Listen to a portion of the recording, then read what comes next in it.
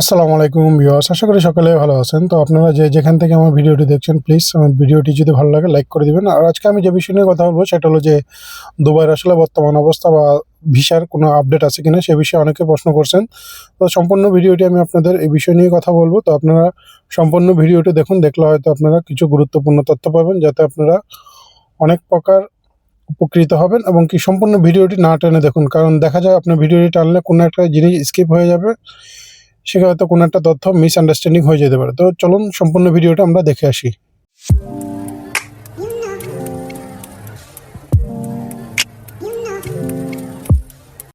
আসলে বর্তমানে Dubai visa সম্পর্কে এখন পর্যন্ত ওরকম কোনো তথ্য দুবাই গভর্নমেন্ট থেকে আসে নাই।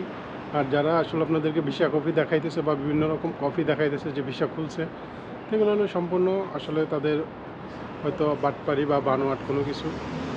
একটা দুইটা আসলে ভিসা হচ্ছে বলতে, যারা দুবাইয়ের ভিতরে আছে বা অনেক রকম ফাইন টাইন দিয়ে বা বিভিন্ন রকম করে তাদের ভিসা জালিয়াতি বা ওই বাটপাড়িটা এখনও চালু রাখছে। এই কারণেই বিভিন্ন জনকে বিভিন্ন রকম প্রতারণার স্বীকার করতেছে, বলতেছে যে যাবে ভিসা খুলছে, আপনারা টাকা দিতে পারেন। আপনারা দালালের সাথে কারোর দালালের কোনো প্রকার টাকা পয়সা দিয়ে কোনো প্রকার লেনদেন করবেন না এখন পর্যন্ত। কারণ বর্তমান পর্যন্ত নিউজ পাওয়া পর্যন্ত এখন পর্যন্ত দুবাইয়ের আসলে ওরকম কোনো আপডেট আসেনি। হয়তো বা যে কোনো সময় আপডেট আসলে আপনারা অবশ্যই সেটা অফিসিয়ালি শুনতে পারবেন বা বিভিন্ন সংবাদ মাধ্যম আছে তাদের কাছ থেকে শুনতে পারবেন। বা সব ইউটিউবাররা তো আসলে ওরকম না যে ফেক নিউজ করে, যে যারা আসলে অরিজিনালি নিউজ করে তাদের আসলে আপনার আইডি প্রোফাইল দেখলে বুঝবেন যে আসলে কি, যে অনেকেই আসলে এরকম বলতেছে যে না ভাই ভিসা তো খুলছে, দুবার ভিসা খুলছে, অনেক ইউটিউবাররা এরকম করে ভিডিও বানাচ্ছে। তো আসলে এগুলো সম্পূর্ণই ফেক।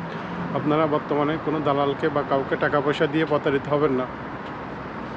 আর যে ভিসা দেখাচ্ছে, অনেকেই দেখাচ্ছে প্রুফ নিয়ে আসছে ভিসার কপি। ভাই ভিসার কপি তো ওখানে ডেটটা চেঞ্জ করলে এটা একটা আপডেট ভিসার কপি হয়ে যেতে পারে। তো এগুলো হচ্ছে দালালদের একটা পন্থা বা তাদের একটা পলিসি, যে মানুষকে ঠকানোর জন্য। মানুষ থেকে আসলে ভাই আপনার থেকে 2 লাখ 3 লাখ টাকা নিল, সে নেওয়ার পর আপনার 6 মাস 1 বছর পর রিটার্ন করলো। তো সমস্যা কী তার? 1 বছর 2 বছর এই টাকাটা সে কোনো একটা কাজে খাটাইলো বা তার ইনভেস্টমেন্ট হইলো, কিন্তু আপনার যে লস হচ্ছে বা সময় যাচ্ছে তার পিছনে, সেটা কিন্তু তার কিচ্ছু আসে যায় না। তো এই কারণে আমি সবসময় বলি যে আপনারা কোনো প্রকার বর্তমানে কোনো ভিসা খোলা নেই বাংলাদেশিদের জন্য, বা পাকিস্তান বাংলাদেশ এই দুইটা দেশের জন্য সবচেয়ে বেশিরভাগ বন্ধ ভিসা। তো আপনারা কাউকে টাকা পয়সা দিয়ে কোনো প্রকার লেনদেন করবেন না। যেটা খোলা আছে কিছু কিছু ভিসা, সেটা হলো যে আপনার প্রিজনের ভিসা। ভাই প্রিজনের বিষয়টা আমাদের দেখে লাভ নেই, প্রিজনের ভিসা আমাদের কোনো কাজে আসবে না। তো প্রিজনের ভিসা হয়তো শতে 1 জন বা 2 জনের ভাগ্যে জোটে। তো ওগুলো নিয়ে আসলে চিন্তা না করে আপনারা বর্তমানে প্রস্তুতি নিয়ে থাকেন, যে কোনো সময় হয়তো দুবাই ভিসা যদি খুলে আসতে পারেন, ওরকম একটা প্রস্তুতি নিয়ে থাকেন। হয়তো সরকার চেঞ্জ হওয়ার পরও হইতে পারে, বা যে কোনো সময় একটা যে কোনো নিউজ আসতে পারে। তো এখন পর্যন্ত আসলে বর্তমানে দুবাইয়ের কোনো ভিসা খুলে নেই। আপনারা কোনো দালাল বা কাউকে কোনো প্রকার টাকা পয়সা দিয়ে প্লিজ লেনদেন করবেন না। আর যেগুলো ভিসা দেখাচ্ছে এগুলো হলো প্রিজনের ভিসা। এখন পর্যন্ত দুবাই যে ট্রান্সফার ভিসা, যেটা দুবাইতে আছে ইনসাইড দুবাই, ওদের ভিসাও এখন পর্যন্ত খুলে নেই। তো দালালের কথা শুনে কেউ কোনো প্রকার টাকা পয়সা বা কোনো কিছু দিয়ে কোনো প্রকার প্রতারিত হবেন না।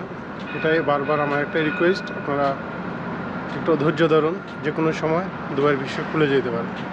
ধন্যবাদ, সবাই ভালো থাকবেন। আর আমার চ্যানেলটি প্লিজ আপনারা সাবস্ক্রাইব করে দেবেন যারা এখন পর্যন্ত সাবস্ক্রাইব করেননি।